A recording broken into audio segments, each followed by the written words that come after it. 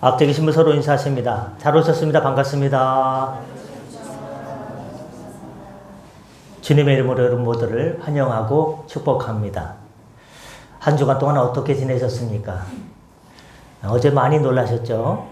중동 지역의 그 이란과 그런 것 때문에. 아무튼 이 세계 질서는 하나님께서 다스리시니 곧 주님의 샬롬과 평화가 온 세계 위에 이르기를 예수님의 이름으로 소망합니다. 예. 그리고 저는 내일 갔다가 토요일날 퇴원해서 다음 주일에도 여기 있습니다. 다른 분이 계신데 제가 없는 게 아니니까 오해하지 마시길 바랍니다. 제가 최근에 본 시 중에 굉장히 감동을 받은 시가 있습니다. 어떤 김 권사님이 지은 시인데요. 저는 신기한 게 우리 교회를 나오다가 다른 교회 나가시는 분들이 밥을 먹자고 그래요. 떠났으면 그만인 게 아니고 밥을 정기적으로 먹어야 돼요. 이유를 모르겠어요. 예정이 그립나 봐요. 우리 교회에 대한. 그분들이 가끔 가는 저쪽에 구리여고 지나서 해성칼국수라는 칼국수집이 있습니다. 그 참 면발이 참 좋아요. 한 김 권사님이 거기에 대해서 시를 썼습니다. 뜨거운 국물이 울 때를 넘어갈 때 감동이 일렁인다면 그날은 서러운 일이 많았음이 분명하다. 하루 종일 바쁘고 손님도 없고 일도 잘 안 되고 여러 가지 일을 헤쳐나가야 되는 또 가정의 무게로서 힘든 하루를 보낸 분이 칼국수집 가서 맛있는 국물에 면을 먹을 때 국물이 울 때를 넘어갈 때 울 때란 용어가 좀 독특하더라고요. 감동이 있는 거예요. 마음이 편안해지고 위로받는 느낌. 그럼 그날은 서러운 일이 많았음이 분명하다. 한 주간 지내시면서 이렇게 뜨거운 국물이 울 때를 넘어가듯이 힘든 여정 속에서 주의 은혜로 살아오신 여러분, 주님의 말씀으로 이 시간 새 힘을 얻고 다시 일어서기를 예수님의 이름으로 축복합니다. 주중에 동북시 차례가 있었어요. 저는 내일 모레 있는 일보다 사실 지난주 화요일에 있던 동북시 차례 설교가 더 떨렸어요. 내일은 지나가면 되는 것이고, 왜냐? 많은 목사님들, 장로님들 앞에서 설교하는 것이 쉽지 않습니다. 분위기가요, 더 어려울 수 있어요. 근데 그 설교를 마치고, 이제 지역 교회들을 소개하기 위해서 제가 몇몇 분한테 지역 교회에 대해서 소개해 달라고 했어요. 양평의 산돌교회를 12년 전 개척한 이학종 목사님이 나오셔서 말씀하시는데요. 나중에 얘기를 들어보니까 아들이 뭔가 몸이 안 좋대요. 병원에 가서 검사하니까 심신결손이라는 심장에 보면은 이렇게 막이 있지 않습니까? 이렇게 방마다 벽이 있지 않습니까? 거기에 구멍이 3개가 난 거예요. 그래서 큰 병원, 아산병원에 가서 그거를 치료했는데 현존하는 기술로는 2개는 구멍을 메꿀 수가 있었는데 하나는 손을 댈 수 없는 지역에 있다는 거예요. 그래서 의사들이 그 지역 별명을 신의 영역이다라고 하면서 그것은 사는데 괜찮으니까 구멍이 나도 지장은 전혀 없으니까 편하게 살라 하면서 그 아들이 벌써 한 15년인가 20년 가까이 지나면서 건강하게 살고 있다는 간증을 들었습니다. 와, 의사들이 다 고치는 줄 알았지만 이 심장벽 중에서 의사가 손을 댈 수 없는 지역을 신의 영역이라고 부른다는 걸 들으면서 온 우주는 우리의 몸뿐만 아니라 온 우주는 하나님의 영역이요 하나님의 주권이 다스리시는 주님의 나라인 줄 믿습니다. 걱정할 거 없어요. 뭐든지 다 주님께서 책임져 주십니다. 바야흐로 꽃피는 봄을 맞이한 3월의 첫 번째 주일입니다. 오늘 본문의 주인공은 이 봄의 기운에 맞지 않게 혼자 한겨울을 한 몸으로 다 견뎌내고 있는 안타까운 모습이 보입니다. 그는 갈멜산에서 850대 1로 싸워 이긴 전설적인 영웅 레전드입니다. 하늘에서 불을 내리고 기도에서 3년 반 만에 비를 내리게 했습니다. 그야말로 천하장사죠. 그런데 오늘 본문 4절을 보면 그 영웅이 초라한 로뎀나무 그늘 아래 쭈그리고 앉아 있습니다. 그리고 뭐라고 합니까? 여호와여 넉넉하오니 지금 내 생명을 거두시옵소서. 쉽게 말해서 하나님, 나는 더 이상 하나님께서 맡겨준 일 못해 먹겠습니다. 그냥 이 자리에서 저를 죽여주세요. 하나님께 사명자로서의 사표를 냅니다 하고 얘기한 겁니다. 이것이 현대인들이 겪는 번아웃 소진입니다. 열심히 달렸는데 돌아오는 건 이세벨 왕비의 살해 협박뿐이고 세상은 변한 게 없는 것 같은 허무함.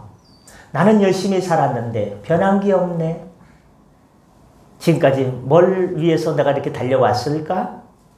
목사님도 장로님도 권사님도 그 어떤 성도님도 그 누구도 피해갈 수 없는 영적 침체를 만날 때가 있습니다. 옛날에는 안 그랬는데 내가 왜 그렇게 됐을까? 왜 그럴까? 오늘 하나님이 번아웃되어 쓰러진 엘리야를 그리고 지쳐있는 우리를 어떻게 회복시키시는지 그 따뜻하고도 파격적인 처방전을 살펴보고자 합니다.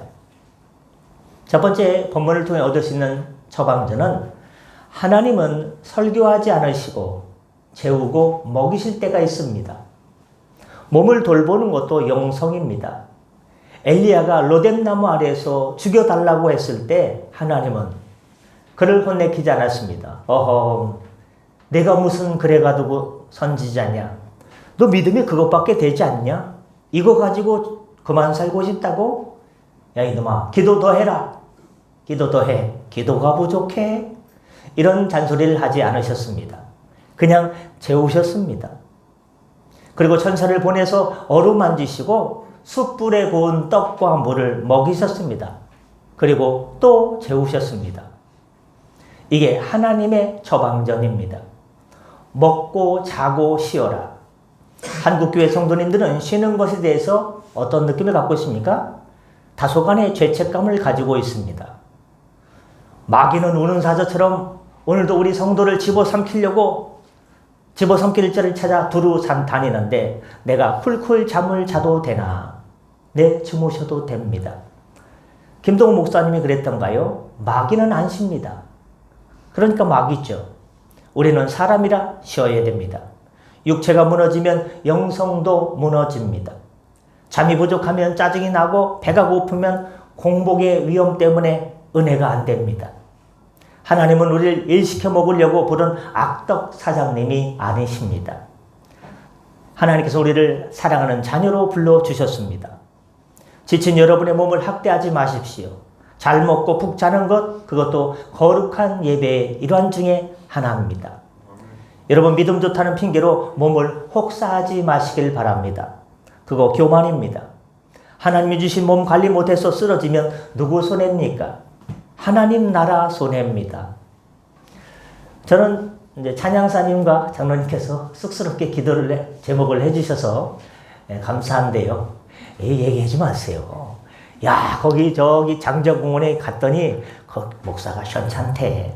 그러면 이거 내가 안 되고 안 와요. 주님께서 약하지만 붙들어 주시는 그거 나야지. 그게 들면 안 돼요. 여러분, 잠 잘 자는 것도 믿음입니다. 내가 안 자고 설친다고 해결될 일이 있으면 잠을 안 자야죠. 하지만 하나님께 맡기고 코 골고 자는 배짱, 그것이 진짜 신뢰 아닐까요? 엘리야 선지자가 그리 시냇가에 숨어 있을 때 먹을 게 없었어요. 근데 하나님은 까마귀를 통해서 밥을 주셨습니다.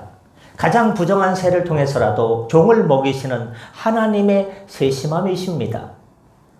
예수님도 부활 후에 제자들에게 숯불 펴놓고 생선을 구워주시면서 와라 언나 하면서 조반을 먹으라고 하셨습니다.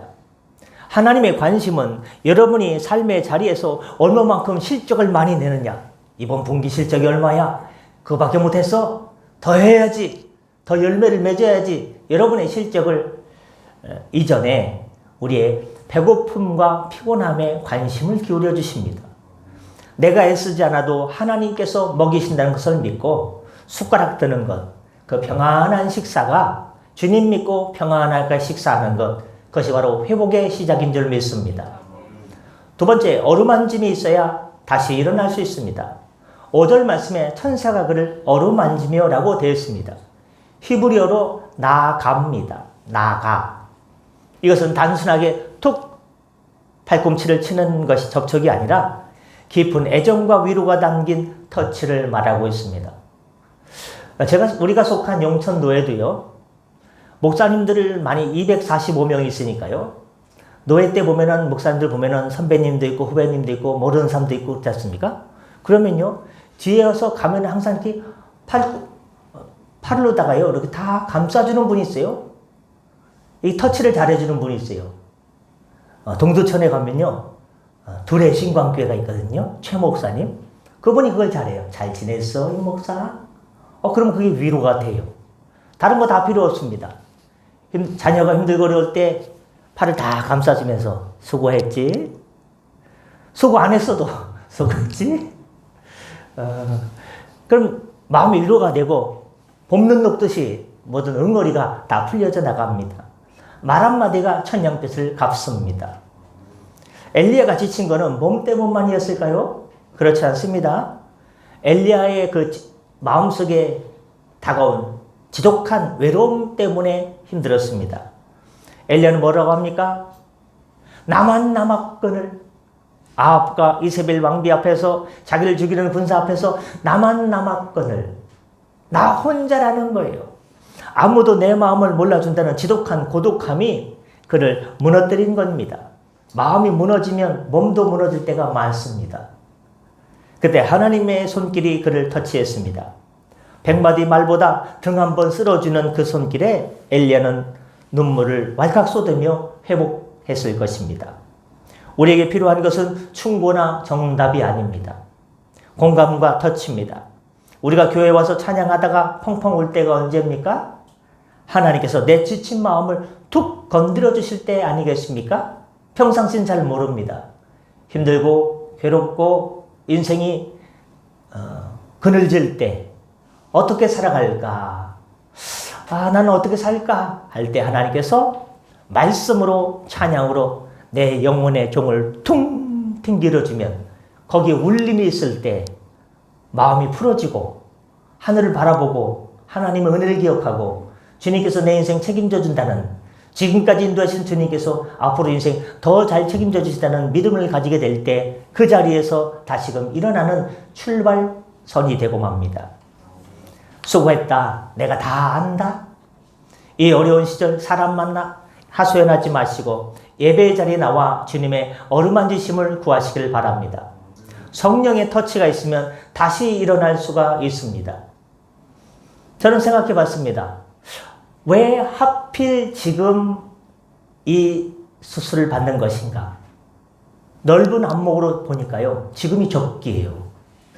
왠지 아십니까? 오시다가 보면요, 토평지구에 노란색 현수막이 쫙 하고 붙었어요.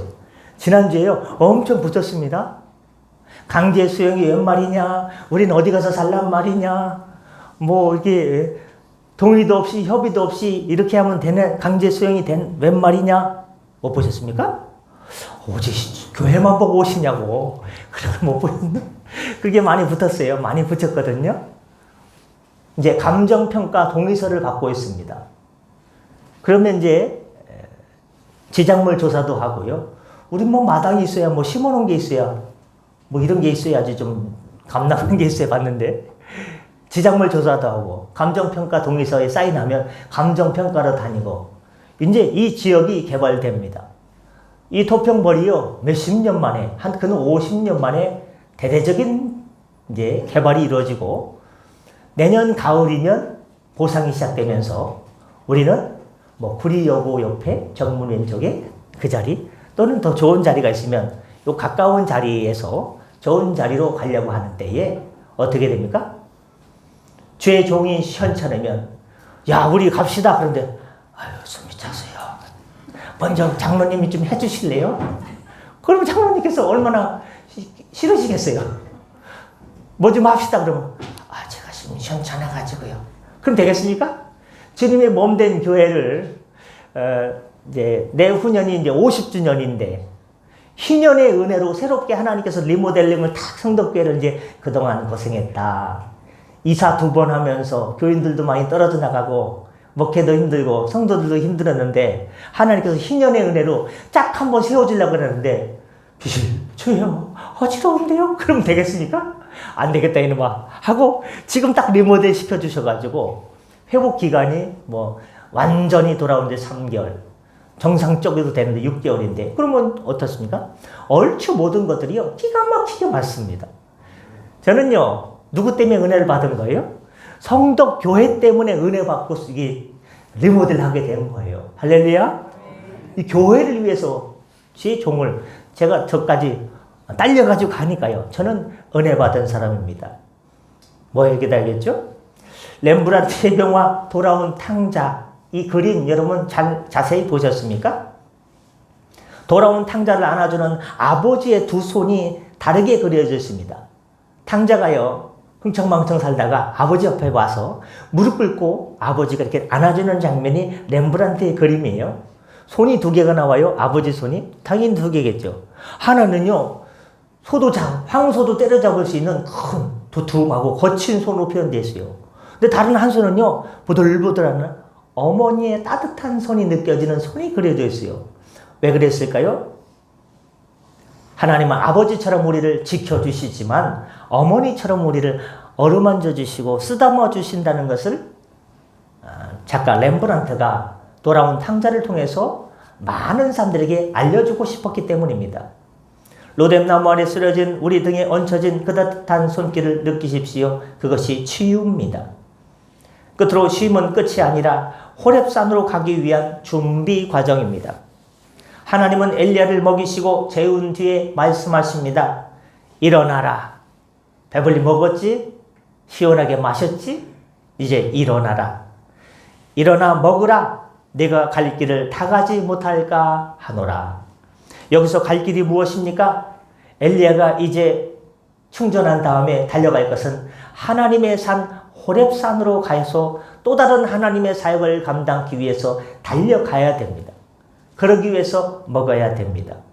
거기서 새로운 생명을 받아야 됩니다. 쉼의 목적은 멈춤이 아니라 재출발하는 데 있습니다. 자동차가 주유소에 들어가는 이유는 거기서 살려는 것이 아니라 기름 넣고 다시금 달려가기 위해서 주유소로 갑니다. 하나님께서 때때로 힘차게 달려가는 우리를 쉬게 하신 이유는 아직 우리가 감당해야 될 사명이 남았기 때문입니다. 성도님 중에도 한 분 또 이렇게 번아웃 돼가지고 쉼의 기간을 1-2달 쉬고 계신 분들도 옛날에 있지 않습니까? 왜 그렇습니까?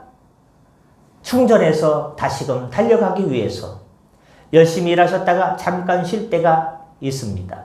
그런 기회가 오면 놀고 먹는 휴가가 아니고 하나님 안에서 영혼의 배터리를 충전하는 거룩한 쉼을 가지시길 바랍니다.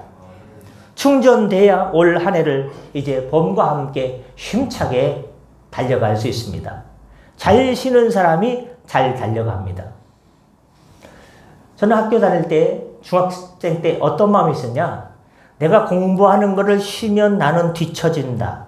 뒤처지면 끝난다. 왜냐? 충북 진천에 살 때요.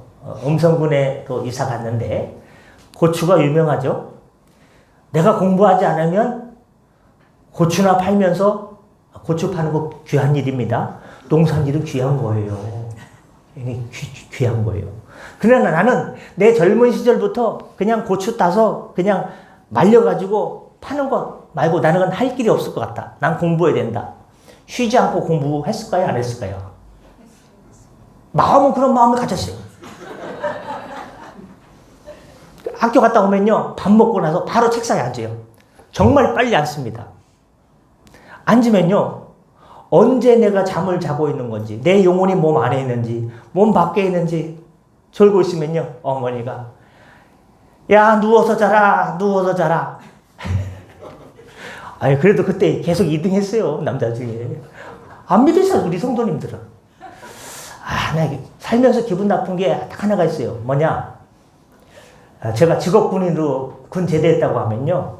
지금까지 한 300명, 400명이 저한테 그러면 계급을 궁금한가 봐요. 그러면 직업군인이었습니다. 그러면요. 이렇게 위아래를 쏙 훑어봐요. 참 사람이 그래요. 그리고 하사? 뭐 하사가 잘못된 겁니까? 그러다가 내가 인상을 쓰면요. 중사? 왜? 오랫동안 근무했다니까. 대위라고 하면요. 안 믿어요. 근데 그거를 20대부터 듣기 시작해가지고 50 넘어서도 똑같은 얘기를 해요. 사람은요. 외모를 봐요. 진짜 외모를 봐요. 어떻게 이렇게 변하지 않을 수가 있어요? 그러나 다행인 것은 하나님께서 우리의 중심을 보시고 믿음을 보시고 여러분을 살려주시게 될 줄 믿습니다. 그러니까 하나님 계시니까 우리가 사는 거예요. 여러분 쉼표를 찍지 않으면 마침표를 찍게 됩니다. 인생을 강제로 로그아웃 하기 싫으면 자발적으로 쉼표를 찍으면서 가야 됩니다. 쉬지 않고 달려가면요. 쓰러져서 기절할 수 있겠죠. 여러분 그러나 사명자는 죽지 않습니다. 하지만 관리하지 않으면 병듭니다. 호렙산까지 가려면 먹어야 됩니다. 말씀 먹고 은혜 먹고 힘내야 됩니다. 갑자기 독수리가 떠오르는데요. 천안 삼거리 휴게소 지나다 보면요. 오른쪽 백석대학교 건너편 쪽에 독수리가 주로 거기 있는 데가 있어요. 지나갈 때마다 자주 봤는데 독수리는요. 40년쯤 살면요. 이 부리가 구부러져서요. 먹이를 먹지 못하고 깃털이 무거워져서요. 날지 못한다고 합니다. 그대로 죽느냐 다시 사느냐. 독수리는 깊은 산속 둥지로 올라가 자기 부리를요. 어떻게 하는지 아십니까? 바위에 쳐서 자기 부리를요. 아파도요. 쿵쿵 바위에 쳐서 자기 부리를 깨뜨리고 발톱과 깃털을 다 뽑아버리는 고통스러운 갱생의 시간을 갖습니다. 그러다가 얼마나 몸이 욱신대고 아픕니까? 약국 가야죠. 좋은 약국 가야죠. 5개월의 심과 고통을 견디면 세상에 새 부리가 나고 새 깃털이 나고 다시 30년을 더 살 수 있다고 합니다. 쉼은 태고가 아닙니다. 더 높이 날기 위한 처절한 준비입니다. 로뎀나무 아래의 시간은 낭비가 아니라 독수리처럼 다시금 태어나는 시간입니다. 여러분, 주님께서 사랑하는 성도 여러분, 지치셨습니까? 제가 저한테 하는 얘기예요? 도망가고 싶으십니까? 로뎀나무 아래 계신 분들 죄책감 갖지 마십시오. 드시길 바랍니다. 하나님께서 차려주신 은혜의 밥상, 말씀과 안식을 잘 먹고 몸을 챙기시길 바랍니다. 두 번째, 느끼시길 바랍니다. 나를 비난하는 소리가 아니라 네가 뭘 하겠어라는 핀잔의 소리가 아니라 나를 어루만지시는 주님의 손길을 느끼시길 바랍니다. 일어나십시오. 쉼을 통해서 얻은 새 힘으로 다시 사명의 산 호렙산으로 출발하시길 바랍니다. 우리 교회는 어디를 향해 갑니까? 하나님 나라를 위해 갑니다. 저 시온을 향해 달려갑니다.